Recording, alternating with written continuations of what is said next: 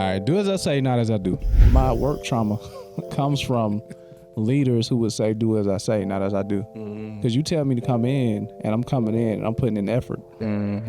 Oh, Jesus, don't give me that. But it's also an unspoken rule. You can't do what your leader does. I can't do the same thing That's that my real. That's boss real. do. I That's can't do that. That's why people quit. And that's why people become disengaged. Yeah, that's the thing. Like, people don't leave companies, they leave managers. I want you to love me, but I've never been loved before. So how do I show you love when but I expect to be loved? So if you're expecting to be loved, then how do you know that love is showing up if you don't know how to give it?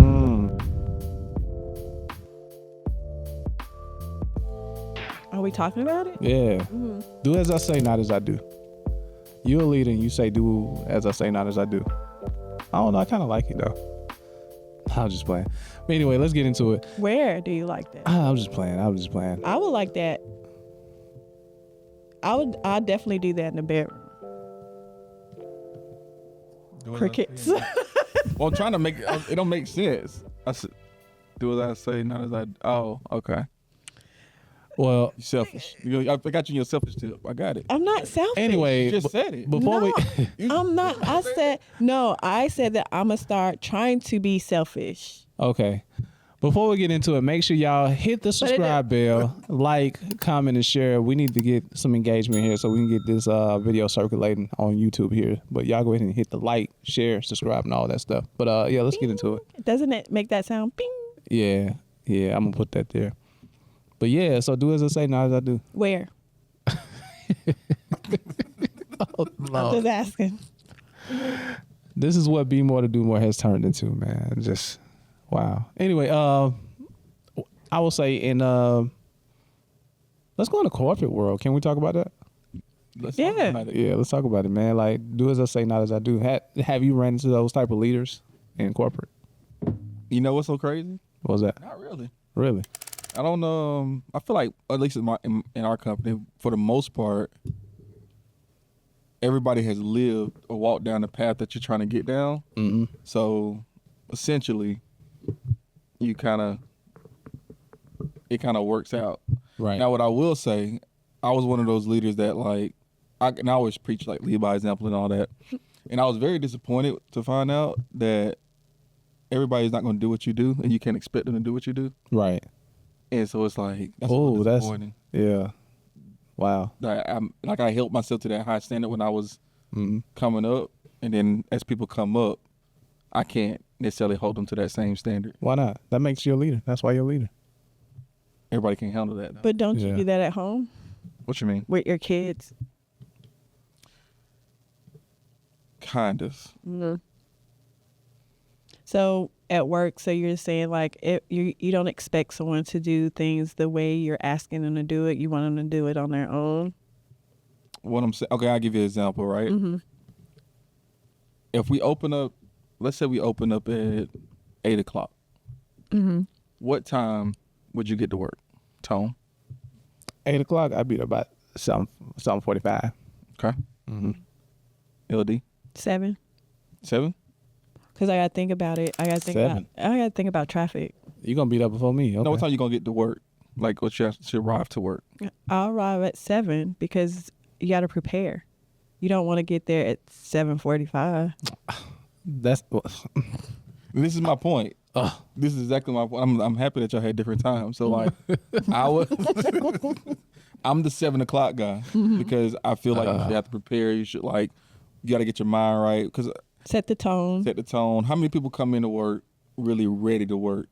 And especially if you come in at 7:45 and open at 8 o'clock. Man, hold on, man. Y'all ain't finna get on me and my 7:45, man. This is his company. First of all, do as I say. I feel like I'm about to be a manager. So what I You see how he just checked me on the slide on the slick? No, I'm just this is real. This is actually real. I feel like this is a company meeting. He said, I'm the one to get there at 7 o'clock. So if you get there at 7:45, you're not really prepared. I told somebody this the other day. I was like, they got to work at 7:15, and I was like, you are serious about what you do, and you take your career seriously because you got to work early. 7:45 early? Okay. I guess it depends on what he's doing. Oh Jesus. All right. Okay. No, Moving on. Yeah. You should never get to work, in my opinion, right? You should never get to work with enough time just to do what you need to do before you open. Mm-hmm. You should get to work to get your mind right first and look at things and that, like, it almost should be like almost like you're studying time in a sense as well. I do that in the car. That's what I was gonna say. Maybe he's the person that tries to get himself together on his way to work. Because you don't want me praying in tongues at the desk. I think spiritual life is different, right? But again, if you're working in business, you're gonna need to look at numbers. You're gonna need to I do that. forecast. You're gonna be able to do a lot of different things. And 15 minutes before, and you need to also have a meeting as a manager. You need to make sure that everybody's on the same page before you start the day. Right. So like 15 minutes doesn't give you enough time, in my opinion, for that. Well, so my point in all this, sorry, I just got sidetracked. So my point is, even though I'm a 7:00 guy, I realize that everybody's not going to do that. So maybe 7:45. If you're 7:45, I just need you to come at least 15 minutes before that. 7:30 to look at the reports. But don't you set the tone though? Don't you have that conversation with the people that you bring in and hire, or let them know like, hey, I know we open at 8:00, but I need you here at 7:30, and these are the reasons why. So if you have these unspoken expectations, it's not going to get done. Well, let's. If I tell you to come in at 7:45, you're gonna do it. I mean, 7. If you're paying him, if you used to coming in at 7:45, you've been doing it for the last 2 years of your career. Yeah, I come in. I bring you into my team. I come in earlier. And I tell you, hey, I need you at 7:00. You got to sell it to me though. Right, that's what I'm saying. You got to sell it. And here's another thing though. So open at 8 doesn't mean open at 8 is not call time. That's time of action. Like I'm thinking about now, like production. Call time is the time you need to be there. You know, but we shoot. Call time is we shooting at 8. But if I need to be there at 7, that's call time. I need to be there at 7 to prepare.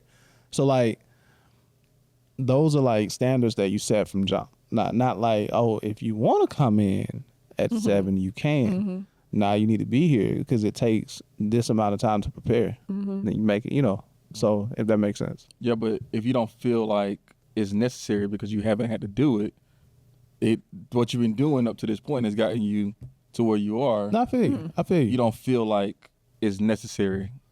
So are you the same manager from when he started for Sephora, or are you the new manager coming in asking to come in at 7:30?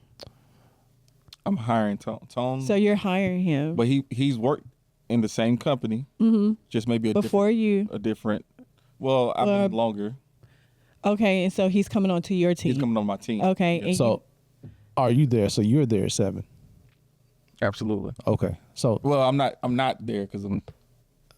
But you're not there at 7. But do as I say, not as I do. Yeah. But it's like when I was in your spot, I was there at 7. But it kind of depends. It's kind of different because for me, even though I am there, and where I work, I guess the environment is different because where I work, I make sure I come in before my manager. So I'm already prepared and ready for when he's ready to go because he has meetings on top of meetings on top of meetings. So I need to be prepared for whatever it is that he has going on and anticipate needs and all of that stuff. And then I don't leave until after he leaves. So I think the expectation is, I think it all comes with the person and That's how true. you communicate with your manager, because I feel like if he would have told me like, hey, I need you there at 7:30, but he's not going to get there to 8, then I won't have no problem with that. Right. Because now I come in at 8:30 and now he done changed his time. He might not come in until 10. So I'm there 2 hours earlier than he is. But in the process, I'm preparing for the day. Right. So are you asking just to ask, hey, you need to be here at 7? No, you give them the reasons, right? Okay, yeah. I mean, if there's reasons, like, okay, yeah, so I can do this. We need to do this before we open. We need to prepare this. Yeah, I'd be there. Yeah, of course. But don't be that manager. 25-year-old Tone. Huh? with 25-year-old tone. Yeah.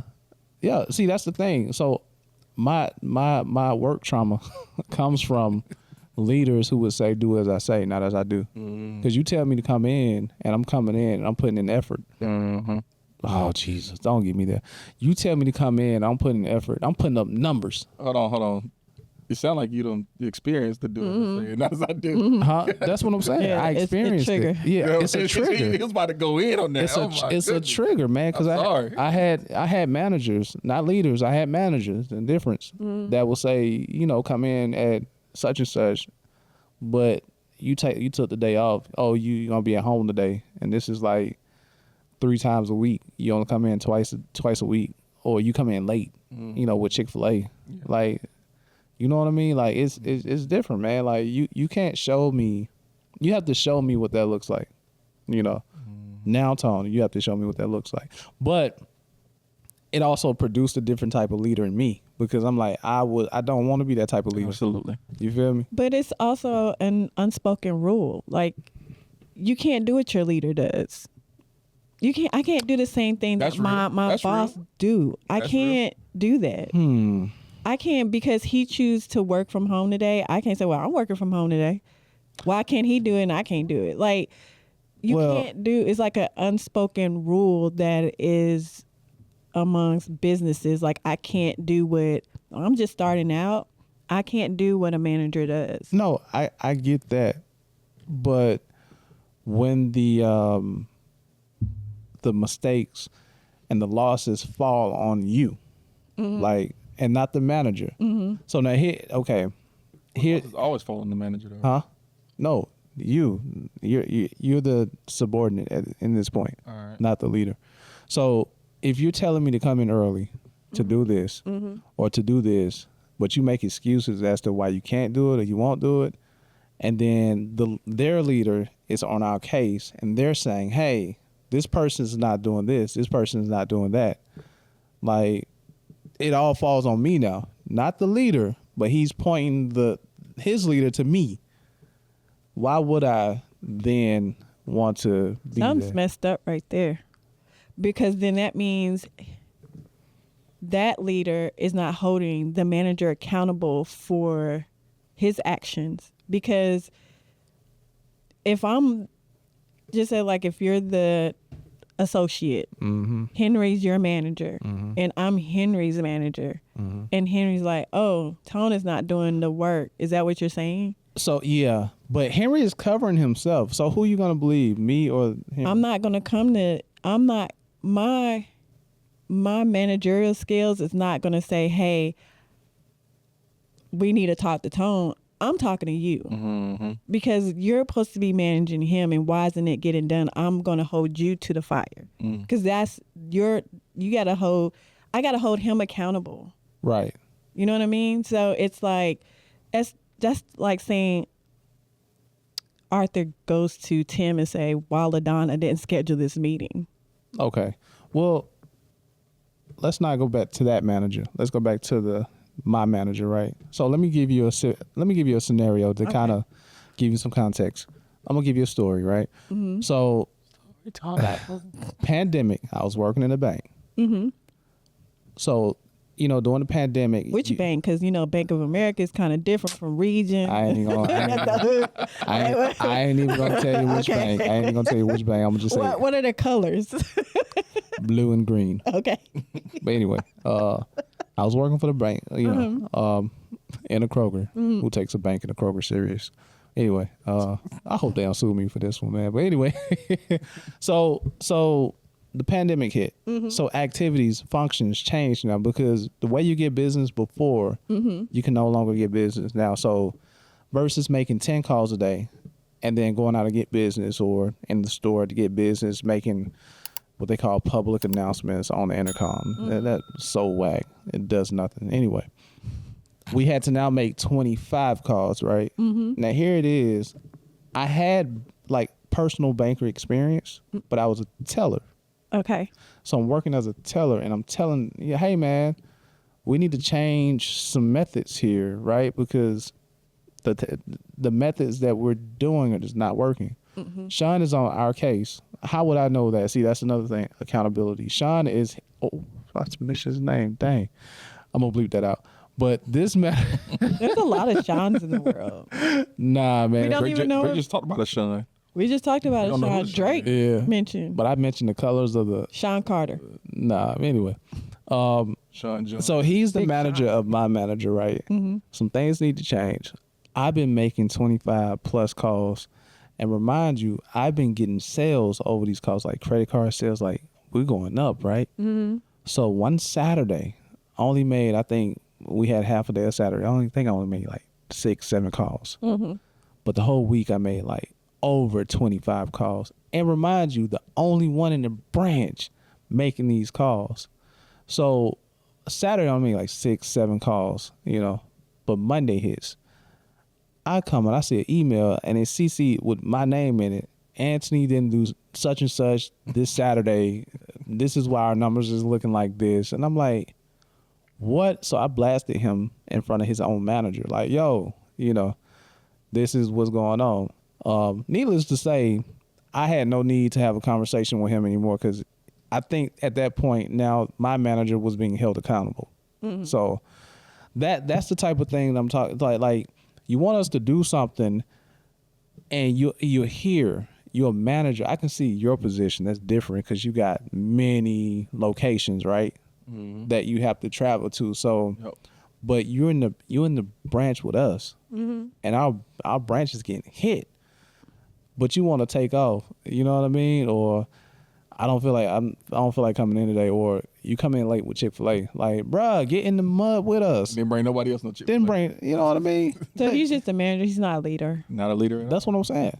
So like, yeah. Or he's dictating what you should do. Oh, he tried because I was a different type of person when Well, they think that it's almost like a slave ship, essentially, right? Like, yeah. I ain't finna come here and do this, but I'm expecting you to do this. Yeah. And that's why people quit. And that's why people become disengaged. Yeah, that's the Yep. thing. Like, people don't leave companies, they leave managers. Do as I say, not as I do. You feel me? So I mean, that's my little corporate piece, man. So what about in relationships? So wait. So how does that look when you're doing performance evaluations? Yeah. So in our company, we give a lot of grace because we understand, right? Like, we're taking people that have never accomplished anything in business typically. Typically they're fresh out of college, or maybe they might have a little bit of experience, whatever, but it's very minimal. It's a very entry-level position. And we're teaching them everything they need to know to be able to run a business, right?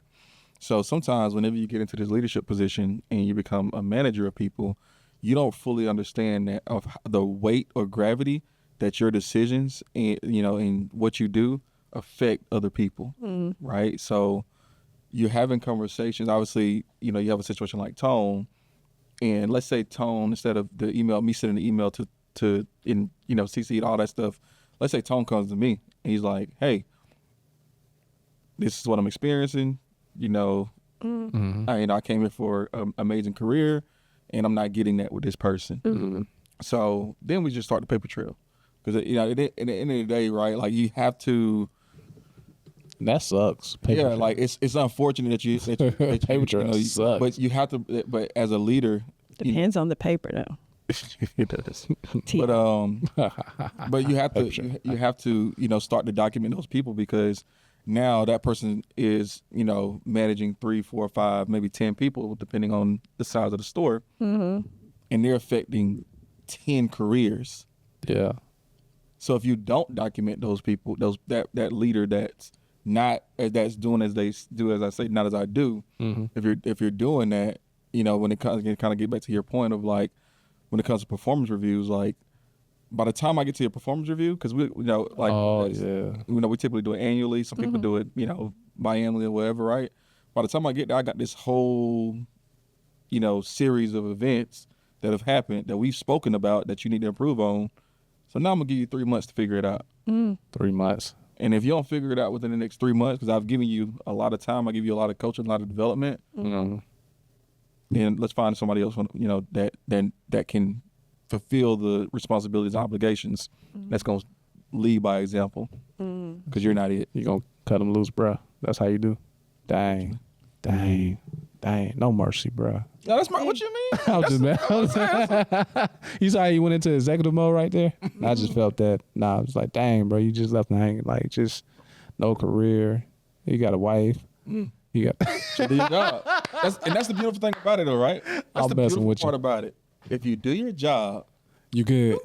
You good. Yeah. But if you don't do your job, then I'm assuming that you don't want to do your job. So why would I keep you if you don't want to be here? I want you to be happy. Talk to him, bro. I want you to be happy. Why would I want you to, come here every day, miserable, not doing what you want to do? Like, no, let's not. Let me let you be happy wherever you want to go, because it's not here. Okay. Got it. So what about performance review in relationships? How does that work? So when a dude is not doing Depends on what I'm evaluating. What type of performance? She give him 3 days. It's over. You give him 3 days? No. If they don't rise like Christ, 3 months, but in a relationship, 3 months is a little too much, man. It's a long time. 3 months for what? It's a long time to waste. 3 months. No. So do as I say, not as I do. What does that look like in relationships? Like, What does it look like in relationships? I know parent-child for sure. That's one. Because I used to say that a lot. But go ahead. Oh, man. Yeah. It's my trauma. Sorry, mama. Sorry, but dang. I think it causes friction. What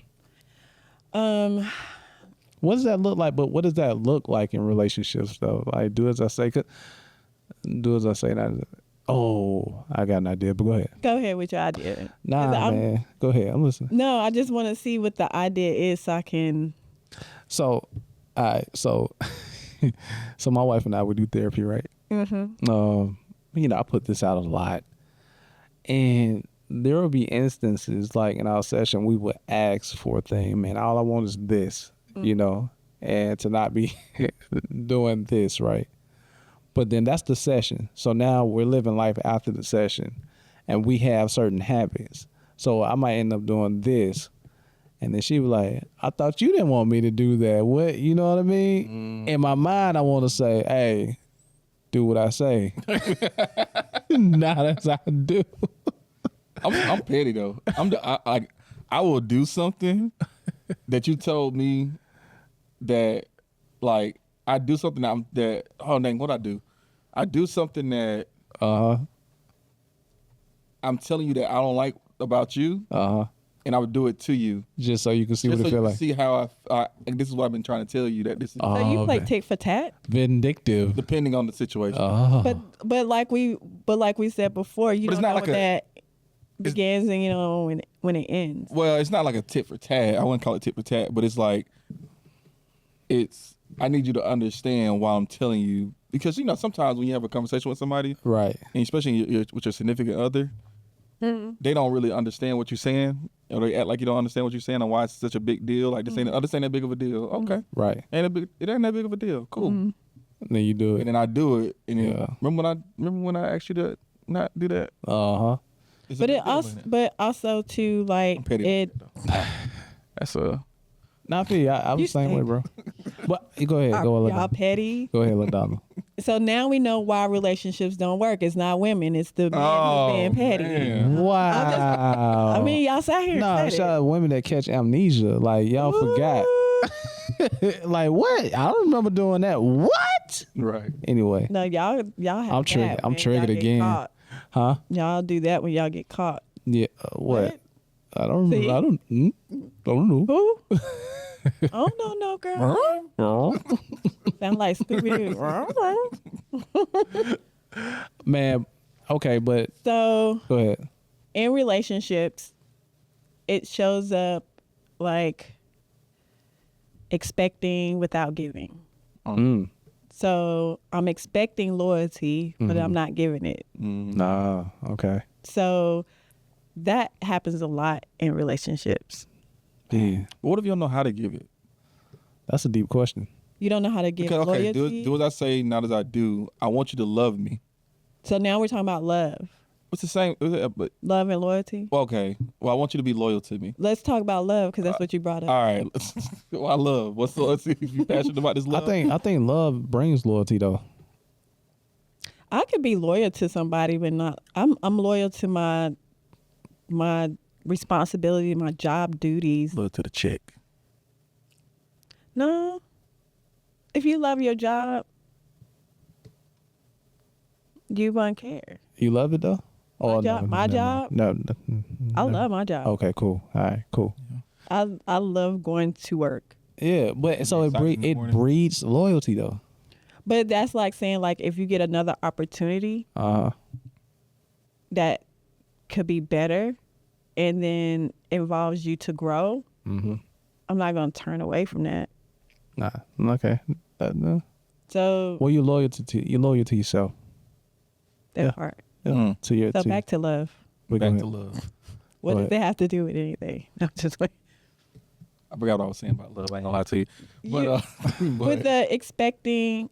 oh yeah. Do as I say, not as I do. So You saying I want you to love me, Mm-hmm. but I've never been loved before. So how do I show you love when I've never, but I expect to be loved? Mm-hmm. That's So if you're expecting to be loved, then how do you know that love is showing up if you don't know how to? because I watched it on TV. So you're telling me, here we go at the, if you don't deal with your childhood traumas, Yeah, your relationships will. yeah. So you're not used to your mother giving you love or that parent giving you love, right? So now you don't know how to give it. You really don't know how to receive it either. Mm-hmm. So I'm dealing. Talk about it. Talk about Let's it. talk about it. What my tags, man? Yeah, That's God. crazy. yeah. It hit you just like that. Ooh. We all kind of epiphanies over here, but Yeah. gosh, best look. podcast in the world. Bro. Yeah. Because with my relationship, I'm a very loving person. You're gonna know, like, I love you. Right. Right. But it's hard for me to receive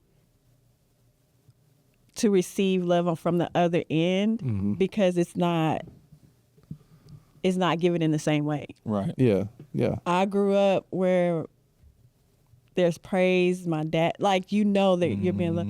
And on the other side, it's like I show love in a different way. And it confuses me because I question, like, do you love me? Because you don't never say you don't know. So now I'm like, I feel like he's expecting it without giving it when I had to learn that he is showing love, but in a way that he knows how. Right. Right. But I'm like, That's gonna change in marriage. Does he feel like you show that you him give him doing, love? him doing. Oh, saying, that's a good question. With your, like, does he feel love though from you?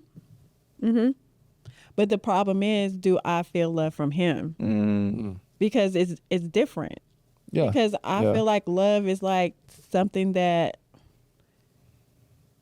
you express it, but it's like different. Like you're like up under, like you Siamese twins. Like it's Yeah. like, you know, like comforting and da da da da da. Where it's different when someone who is raised off love versus being with somebody who was raised off survival. Right.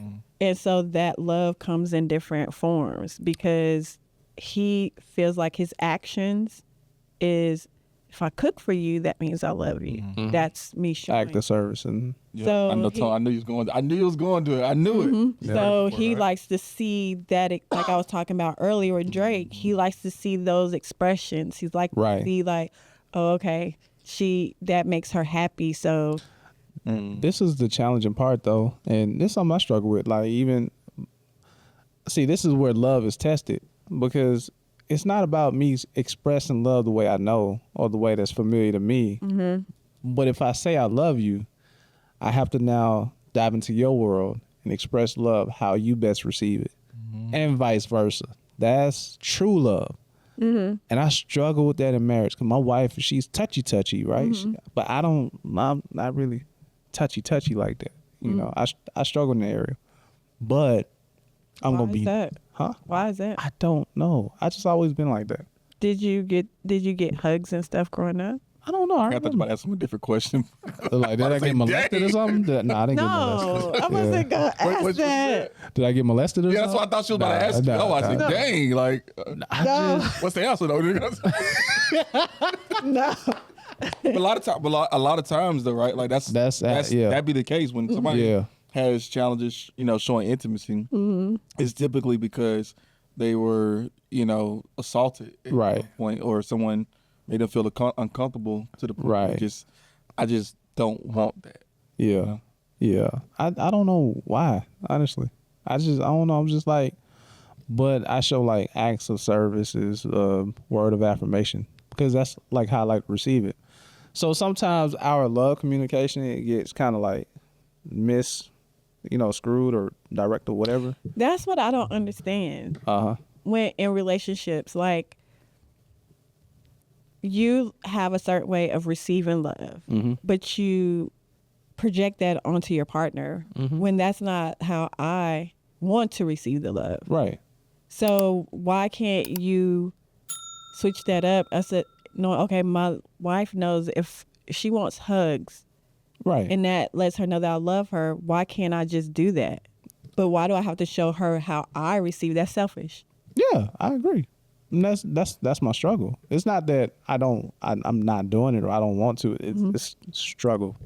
Like, I struggle with touchy feeling. You know what I mean? But it's not natural to you. It's not. Yeah. It's not natural to me. But I do it because I love her. Is that? I am not trying to get in your business. Is that an issue too in the other room? Next on Be More to Do More podcast. Me and my wife are the exact opposite. Right. Like what you just said. Like, I'm the touchy one. Like whatever. And I have to kind of slow myself down sometimes, just because like it may like overly stimulate her. Yeah. So like, and she's stick and move, we can get it done. Call it unity, it ain't no way around it. Cultivating, we get motivation from the big guy. We don't play about him. Going hard for the game, showing love, we don't tolerate.